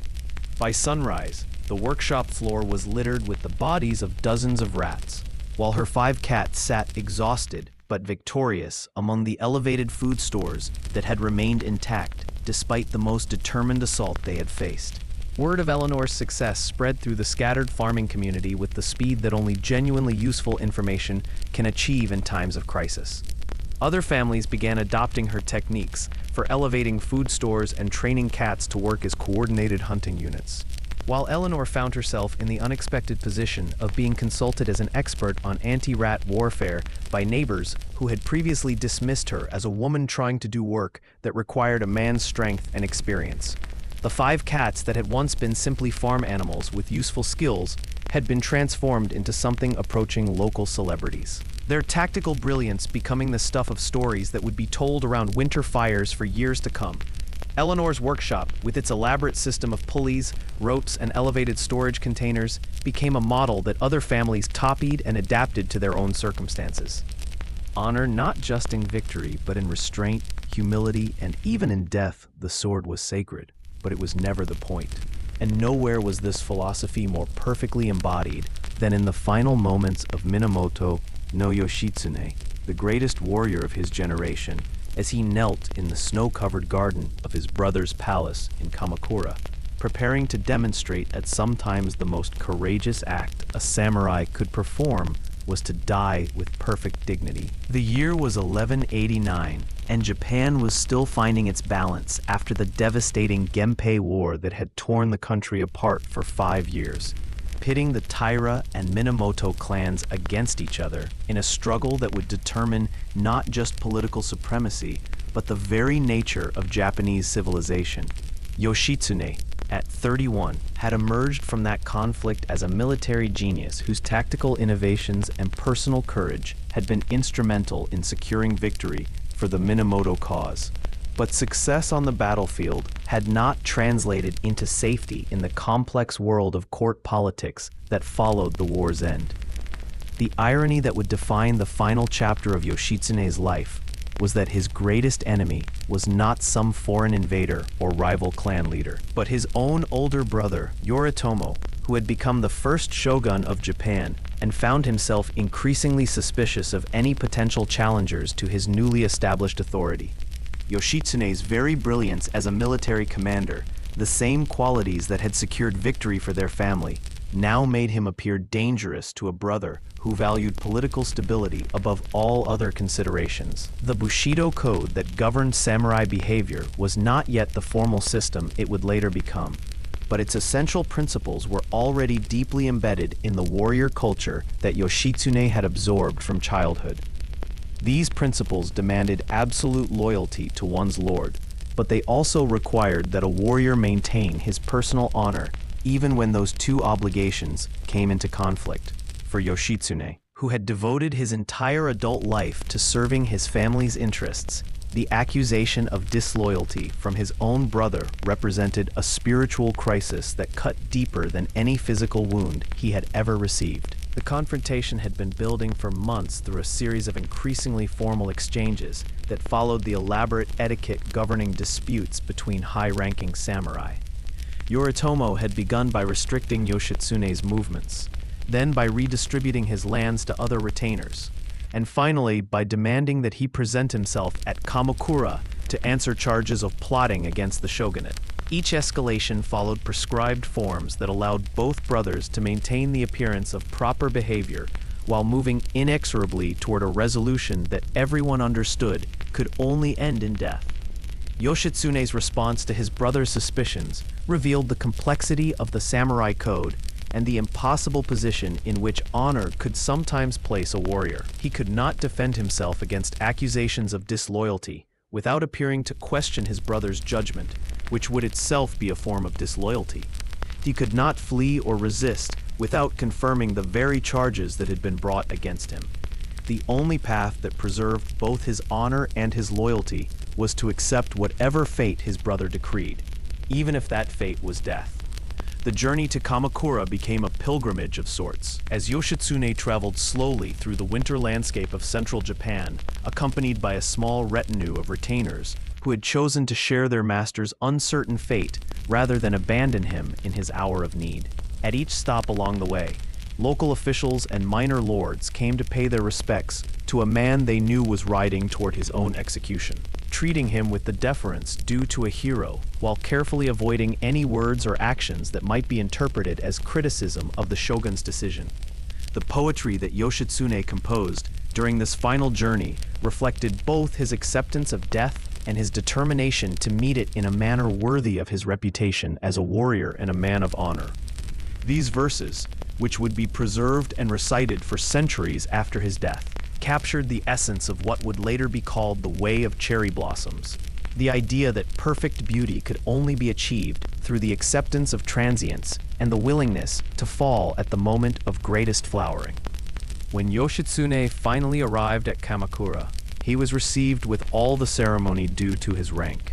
but the formal politeness of his reception only emphasized the predetermined nature of what was about to occur. Yoritomo granted him a final audience that was conducted according to the strict protocols governing interactions between lord and vassal.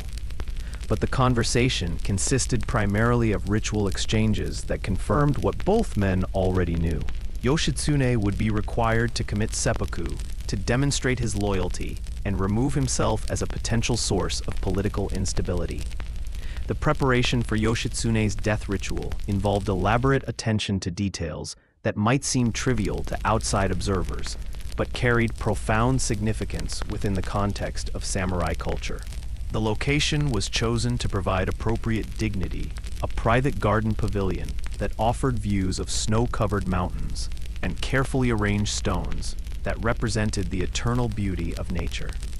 The timing was set for dawn, when the light would symbolize the transition between earthly life and spiritual transcendence. Even the selection of witnesses involved careful consideration of rank, relationship, and prior, and the political implications of who would be present to observe and later testify to the manner of Yoshitsune's death. The night before his seppuku, Yoshitsune spent hours in meditation and composition, creating his death poem according to traditions that required a departing samurai to summarize his understanding of life's meaning in a few carefully chosen phrases. The poem he produced that night would become one of the most famous in Japanese literature. As the first light appeared over the eastern mountains, Yoshitsune knelt on the white tatami mat that had been prepared for the ceremony. His movements controlled and graceful despite the magnitude of what he was about to undertake. The tanto, the short blade that would serve as the instrument of his death, lay before him on a wooden stand, its edge sharp enough to cut silk, and its handle wrapped in white cord that would provide a secure grip even when wet with blood. The final moments of Yoshitsune's life were conducted with a precision and dignity that transformed an act of self-destruction into something approaching art. His last words, delivered in a voice that carried clearly to all the witnesses, expressed gratitude for the honor of serving his family and his hope that his death would contribute to the peace and stability of Japan. The cutting stroke that opened his abdomen was performed with the same technical perfection that had characterized his swordsmanship in battle, while the Paishakunen's finishing blow was delivered with such skill that observers later said Yoshitsune's expression never changed from the serene composure he had maintained throughout the ceremony. The cherry blossoms that had fallen during the night and lay scattered across the garden pavilion where Yoshitsune died became the central image in the poems and songs that commemorated his death, their brief, perfect beauty serving as a metaphor for a life that had achieved its highest expression at the moment of its ending. The Bushido ideal that his death embodied the willingness to sacrifice everything, including life itself, in service of a higher principle would become the defining characteristic of samurai culture for the next 7 centuries. The snow that covered Yoshitsune's grave by evening had erased all physical traces of the mourning ceremony, but the story of his perfect death would outlive empires, becoming the template against which all future samurai would measure their own understanding of honor, loyalty, and the beautiful necessity of knowing when to die. The sounds that now filled Eleanor's nights were no longer the scratching and gnawing of rats destroying her family's winter stores, but the satisfied purring of 5 cats who had discovered that their natural hunting instincts could be enhanced and directed through human intelligence to achieve victories that neither species could have accomplished alone, transforming the traditional relationship between farmer and barn cat into something approaching a true military alliance. Death with weapon in hand, not in bed, was the Viking dream, and Harald Hardrada understood this better than any man alive as he stood on the windswept deck of his flagship, watching the English coastline emerge from the morning mist, like a promise of either glory or Valhalla. At 51, the man they called the last great Viking king had spent 3 decades pursuing warfare across half the known world. From the frozen fjords of Norway to the sun-baked battlefields of Sicily, and he knew with the certainty of long experience that September 25th, 1066, would either crown his career with the conquest of England or provide him with the glorious death that every true Norse warrior craved above all earthly rewards.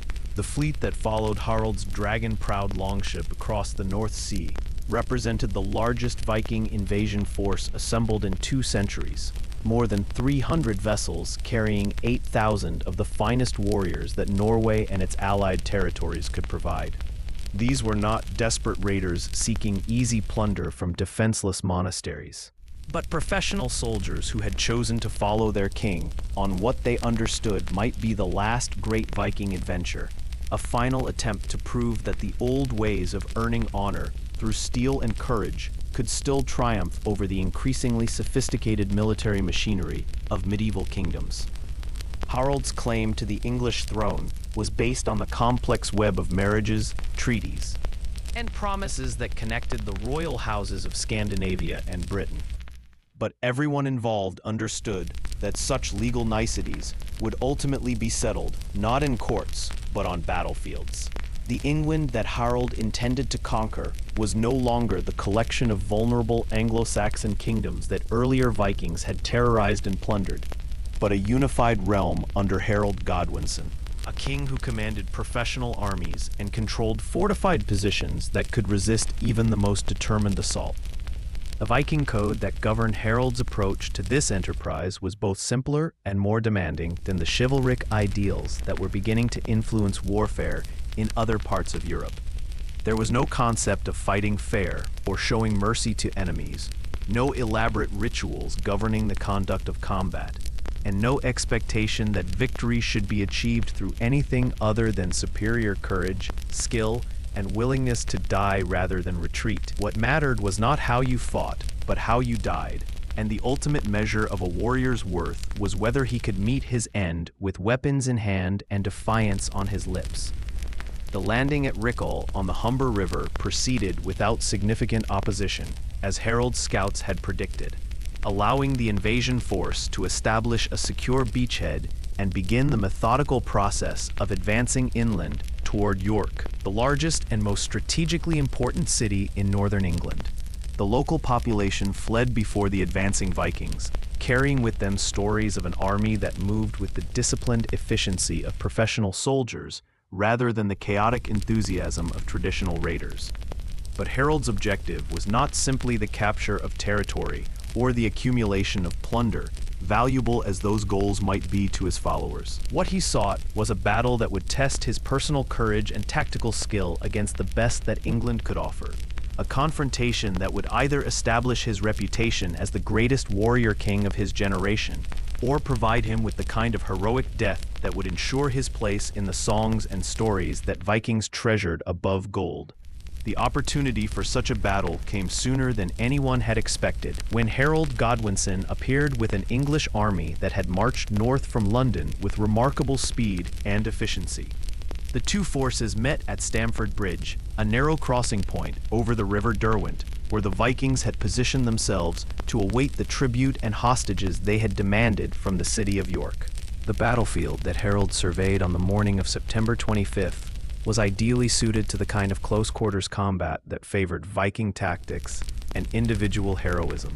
The bridge itself was narrow enough that a small number of determined warriors could hold it against superior numbers, while the open fields on either side provided space for the shield wall formations that had made Viking armies feared throughout Europe for 3 centuries.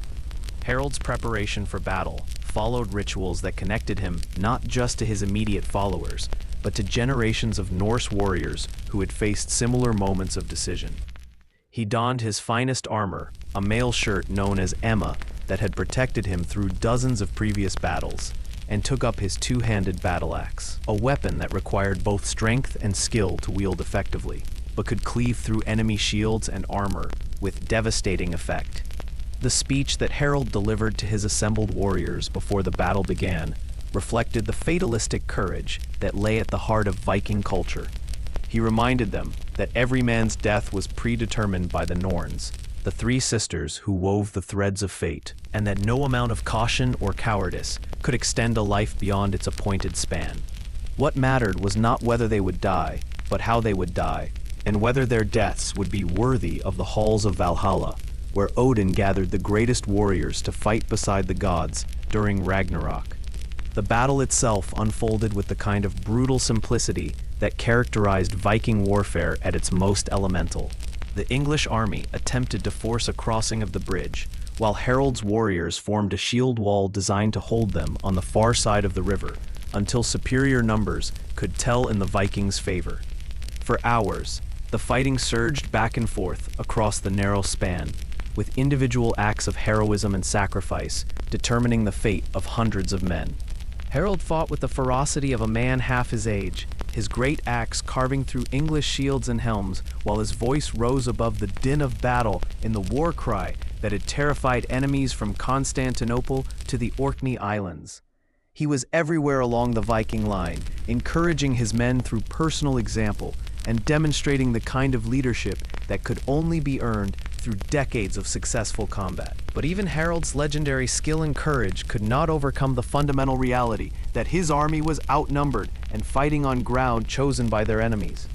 As the afternoon wore on and Viking casualties mounted, it became clear that the shield wall could not hold indefinitely against the sustained pressure of Harold Godwinson's disciplined assault. The moment that would define Harold's legacy came when an English arrow, shot by an anonymous archer whose name would never be recorded, found the gap between his helmet and mail shirt and pierced his throat. The wound was mortal, but Harold remained standing for several minutes, his axe still swinging at enemies who now pressed forward with renewed confidence, understanding that the Viking king's death would soon break the morale of his followers. Harold Hardrada died as he had lived, with weapons in his hands and enemies before him, his blood soaking into English soil that he had sought to claim through the ancient rite of conquest. His death marked not just the end of a battle, but the end of an era, the final collapse of the Viking age that had shaped European history for 3 centuries. The Raven banner that had flown above Harold's army was captured by the English and later displayed as a trophy of their victory. What the symbol that had once represented the fierce independence of Norse culture was transformed by Harold's death into something approaching sacred relic.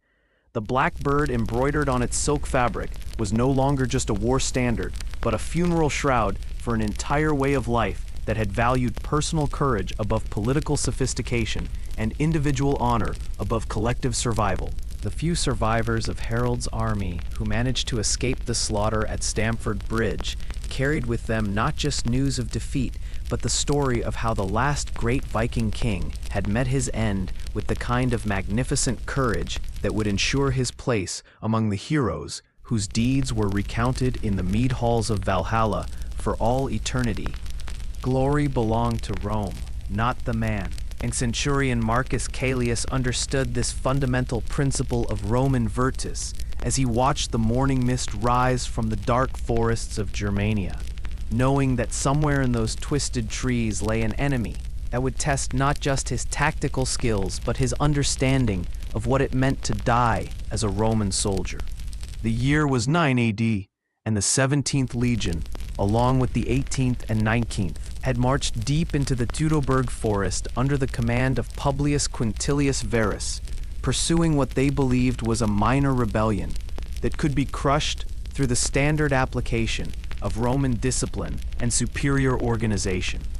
Marcus had spent 15 years earning his rank through the methodical progression that characterized Roman military careers, rising from common legionnaire to centurion through a combination of battlefield competence, unwavering loyalty to his superiors, and the kind of personal courage that Roman military culture valued above all other qualities. At 38, he commanded the first century of the first cohort of Legio 17, a position that made him responsible for 80 of Rome's finest soldiers and placed him at the very tip of the legion's advancing spear. The Roman military machine that Marcus served represented the pinnacle of ancient organizational efficiency, a system that had conquered most of the known world through the precise application of discipline, training, and collective action. Roman soldiers didn't fight as individual heroes seeking personal glory, but as interchangeable components of a larger organism that could function effectively even when individual parts were damaged or destroyed. The famous testudo formation, The relentless advance of the legion in battle order and the systematic construction of fortified camps every night were all expressions of a military philosophy that subordinated personal identity to collective purpose. But the Germanic tribes that inhabited these forests operated according to completely different principles, fighting as individual warriors whose personal honor and family reputation mattered more than any abstract concept of national identity. They knew these woods with the intimacy of hunters who had spent their entire lives learning every stream, every ridge, and every hidden path. While the Romans moved through unfamiliar territory with the confidence of men who believed their superior civilization could overcome any geographical disadvantage. The trap that Hermann, known to the Romans as Arminius, had prepared for Varus's legions was both tactically brilliant and psychologically devastating, designed not just to destroy 3 of Rome's most experienced military units, but to demonstrate that Roman invincibility was an illusion that could be shattered by properly coordinated barbarian resistance. The long, narrow column of Roman soldiers advancing through the forest paths was vulnerable to attack from multiple directions simultaneously, while the trees and undergrowth prevented them from deploying in the open formations that made their tactical superiority effective.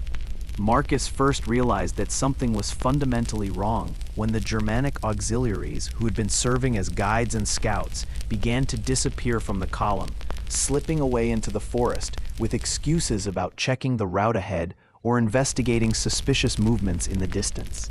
These men, supposedly loyal allies who had sworn oaths to serve Rome, were actually agents of Hermann's confederation, carefully positioned to lead the legions into the most disadvantageous terrain possible before abandoning them to face the assault alone. The attack, when it finally came, was unlike anything Marcus had experienced in 15 years of Roman military service. Instead of the formal battle lines and organized charges that characterized warfare between civilized armies, the Germanic warriors struck from concealment, appearing suddenly from behind trees and rocks to hurl spears and axes at the Roman column before melting back into the forest before any organized response could be mounted. The Romans found themselves fighting shadows, unable to bring their superior training and equipment to bear against enemies who refused to stand and fight according to accepted military conventions. Marcus's response to this crisis revealed both the strengths and limitations of Roman military culture. His training had prepared him to maintain discipline under the most extreme circumstances, to follow orders without question, and to die rather than abandon his post or his men. But that same training had not prepared him for a situation where traditional Roman tactics were not just ineffective, but actively counterproductive, where the very formations and procedures that had conquered Gaul and Britain became death traps in the Germanic forests. As the Roman column began to disintegrate under the sustained barbarian assault, Marcus faced the kind of decision that would define not just his own fate, but his understanding of what Roman virtus actually meant when stripped of the institutional support that normally made such virtue possible. He could attempt to maintain the formal structure of his century, even as it became clear that doing so would result in the destruction of every man under his command, or he could adapt to circumstances that had no precedent in Roman military doctrine. The choice Marcus made reflected the deepest principles of Roman warrior culture. Rather than abandoning the formations and procedures that defined Roman military identity, he ordered his men to form a defensive square, the classical Roman response to being surrounded by superior numbers. The fact that this formation was tactically inappropriate for forest fighting, where trees prevented proper deployment and limited visibility made coordination nearly impossible, was less important than the symbolic significance of dying in a manner worthy of Roman soldiers. The final stand of Marcus Caelius and his century lasted for 3 hours, during which 80 Roman legionnaires demonstrated that discipline and collective courage could transform even inevitable defeat into a kind of victory. They maintained their formation despite casualties that would have broken any other ancient army, continued to follow orders even when those orders served no practical purpose, and died in their ranks rather than scatter in the undisciplined panic that might have saved some individual lives. Marcus himself fell with his gladius still in his hand and his eyes fixed on the enemy, his final act being to thrust his century's standard into the muddy ground of the forest floor so that it would remain upright even after the last defender had been killed. The eagle of Legio 17, that sacred symbol of Roman power and authority, would be discovered years later by Germanic treasure hunters. Its bronze wings tarnished, but its position still marking the spot where Roman Virtus had made its final statement in the Teutoburg forest. The battle that cost Marcus his life also destroyed 3 of Rome's most experienced legions, and effectively ended Roman expansion beyond the Rhine River, but the manner of his death embodied principles that would outlive the empire itself. The willingness to subordinate personal survival to collective duty, the refusal to abandon comrades even in hopeless circumstances, and the determination to maintain civilized standards of behavior even when facing barbarian enemies became part of the cultural legacy that Rome left to subsequent civilizations. The Germanic warriors who stripped the battlefield after their victory found among the Roman dead not just weapons and armor, but personal items that revealed the human cost of the imperial system they had defeated. Marcus carried in his leather pouch a letter from his wife in Gaul, a small bronze figurine of Mars that his father had given him when he joined the legions, and a wooden writing tablet containing the daily reports that he had continued to file even during the final days of the doomed expedition. These personal artifacts, scattered across the forest floor, along with thousands of others, testified to the individual lives that had been sacrificed in service of Rome's imperial ambitions, but they also demonstrated the power of an idea that could inspire ordinary men to extraordinary acts of courage and self-sacrifice. The Roman warrior code that Marcus embodied didn't promise personal glory or individual reward, but it offered something perhaps more valuable: the chance to participate in something larger and more enduring than any single human life. The eagle standard that Marcus had planted in the Germanic mud remained buried for 6 years before being recovered by a Roman expedition sent to reclaim the lost legion's sacred symbols. But when it was finally returned to Rome, it carried with it not just the memory of defeat, but the enduring example of how Roman soldiers could transform military disaster into moral victory through the simple expedient of refusing to abandon the principles that defined their identity as servants of the eternal city. America wed dry but uncorked chaos instead, and by 1925 Chicago had become the epicenter of a grand social experiment that proved beyond any doubt that trying to legislate morality often creates more immorality than it prevents.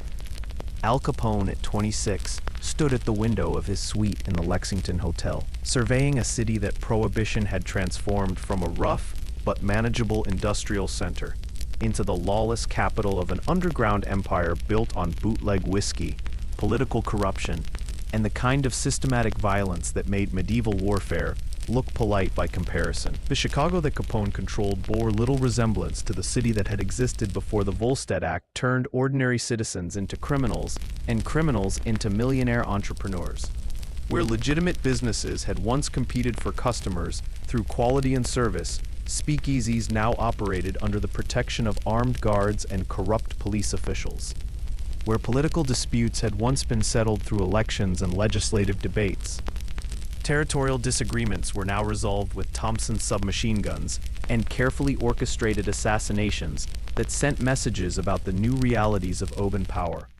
Capone himself was a product of this transformation, a small-time Brooklyn hoodlum who had migrated to Chicago in 1919 and discovered that Prohibition had created business opportunities that dwarfed anything available in legitimate commerce. His organization, which employed more than 1,000 people in various capacities from accountants to assassins, generated an estimated annual income of $60 million through the systematic violation of federal law, making him one of the wealthiest men in America, and certainly the most powerful person in Chicago. The bootlegging empire that Capone had built operated according to principles that were both more brutal and more efficient than anything found in legitimate business. territory was divided among competing organizations through negotiations that were backed by the implicit threat of violence, while disputes over market share or distribution rights were settled through methods that ensured the losing side would never be able to mount a challenge again. The famous St. Valentine's Day Massacre of 1929, when 7 members of the rival North Side gang were lined up against a warehouse wall and machine-gunned to death, represented not random criminality, but a carefully calculated business decision designed to eliminate competition and consolidate market control.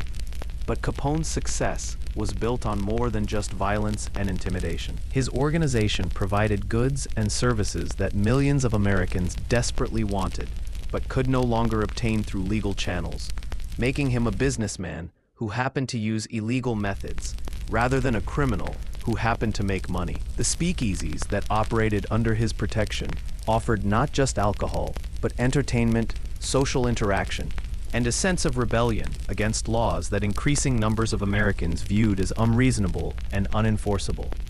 The political system that allowed Capone to operate with virtual impunity revealed the extent to which prohibition had corrupted American institutions at every level. Chicago's mayor, William Big Bill Thompson, maintained his position through a complex network of alliances with bootleggers, gambling operators, and other criminal enterprises that provided both financial support and voter intimidation services. Police officers supplemented their modest government salaries with payments from criminal organizations, while judges found that ruling in favor of bootleggers was both financially rewarding and personally safer than attempting to enforce unpopular laws. The federal agents tasked with enforcing prohibition found themselves fighting a war they could not win against an enemy that enjoyed widespread public support and virtually unlimited financial resources. Eliot Ness and his famous untouchables represented the exception rather than the rule among prohibition enforcement officers, most of whom were either corrupted by criminal organizations or overwhelmed by the sheer scale of the illegal alcohol trade. For every speakeasy that was raided and closed, 3 more opened in different locations, while the destruction of one bootlegging operation simply created market opportunities for competitors to expand their territories. The violence that accompanied prohibition reached levels that shocked even a city accustomed to rough politics and ethnic tensions. Chicago's murder rate during the 1920s exceeded that of frontier towns during the wildest days of westward expansion, while gang warfare turned entire neighborhoods into combat zones where ordinary citizens risked their lives simply by walking to work or shopping for groceries. The weapons used in these conflicts were military-grade firearms that had been developed during World War I, but were now being employed in American cities to settle commercial disputes between rival criminal organizations. Capone's personal approach to managing this violent business environment combined genuine business acumen with a public relations sophistication that would have impressed legitimate corporate executives. He cultivated an image as a Robin Hood figure who provided employment for working-class immigrants and entertainment for middle-class citizens who had been deprived of their traditional social outlets by misguided legislation. His charitable activities, including the operation of soup kitchens during the early years of the Great Depression, generated positive press coverage that contrasted sharply with the government's inability to provide effective leadership during the economic crisis. The beginning of the end for Capone's empire came not through law enforcement efforts directed at his bootlegging activities, but through the patient work of federal accountants who recognized that even the most successful criminal organization could be destroyed through tax evasion charges. The same government that had been unable to prove Capone's involvement in dozens of murders and hundreds of other serious crimes was able to demonstrate that he had failed to pay federal income taxes on his illegal earnings, a bureaucratic offense that carried serious criminal penalties. The trial that finally brought down Al Capone revealed both the strengths and weaknesses of the American legal system when confronted with organized crime on an unprecedented scale. Federal prosecutors were able to present evidence of Capone's income and expenditures that clearly demonstrated tax evasion, but they could not address the broader questions about why prohibition had created conditions that made such criminal enterprises possible in the first place. The conviction was a victory for law enforcement, but it did nothing to resolve the fundamental contradictions between federal law and public behavior that had created the problem. Capone's imprisonment in 1931 marked the end of an era in American criminal history, but it did not mark the end of organized crime's influence on American society. The networks of corruption, the techniques of violence, and the business methods that prohibition had fostered continued to operate in other illegal enterprises long after the 21st Amendment repealed the 18th and made alcohol legal again. The criminal organizations that had grown powerful during Prohibition simply shifted their attention to gambling, narcotics, and other illegal activities that continued to provide enormous profits for those willing to operate outside the law. The empty whiskey bottle that sat on Capone's desk in the Lexington Hotel had once symbolized everything that was wrong with American society, according to Prohibition supporters. But by 1933, when legal alcohol began flowing again through legitimate channels, that same bottle had been transformed into a symbol of American freedom and the futility of attempting to regulate personal behavior through federal legislation. The transformation was complete. What had once been evidence of moral decay had become proof of the government's inability to understand or control the desires of its own citizens. The legacy of Prohibition extended far beyond the criminal careers it had fostered or the corruption it had enabled. The experiment in legislating morality had demonstrated that American democracy was vulnerable to well-intentioned policies that ignored the complexity of human behavior and the limitations of government power. Al Capone and the criminal empire he represented were not the cause of Prohibition's failure, but rather its most visible symptom, proof that even the most comprehensive legal framework could not succeed when it attempted to criminalize activities that millions of citizens considered legitimate expressions of personal freedom. The bottle that had once contained illegal whiskey now stood empty on a museum shelf, its contents long since consumed, but its symbolic power intact, as a reminder that the gap between legal authority and social reality could create opportunities for those bold enough to profit from the contradiction between what the law demanded and what the people actually wanted. And there you have it, 12 incredible lessons in survival, honor, and the spectacular ways humans have both triumphed over and created their own disasters.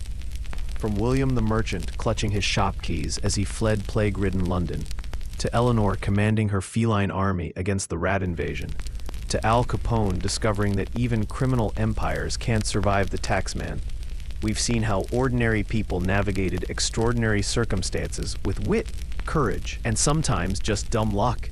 Tonight's stories remind us that survival often comes down to the choices we make when everything familiar falls apart.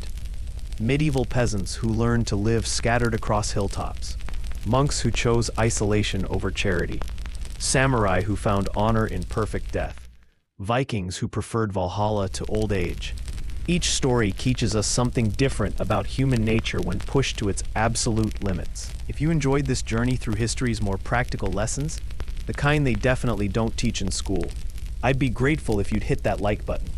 And if you're the type of person who finds comfort in learning how our ancestors survived plagues, wars, and their own government's questionable decisions, consider subscribing. We explore these forgotten corners of human resilience every week, always with an eye toward the practical wisdom that helped people survive when the world seemed to be ending. Your support means everything to a storyteller who believes that history's most valuable lessons often come wrapped in its most uncomfortable truths. These tales of survival and stubbornness help us understand that humans have always found ways to adapt, endure, and occasionally even thrive when everything seems hopeless.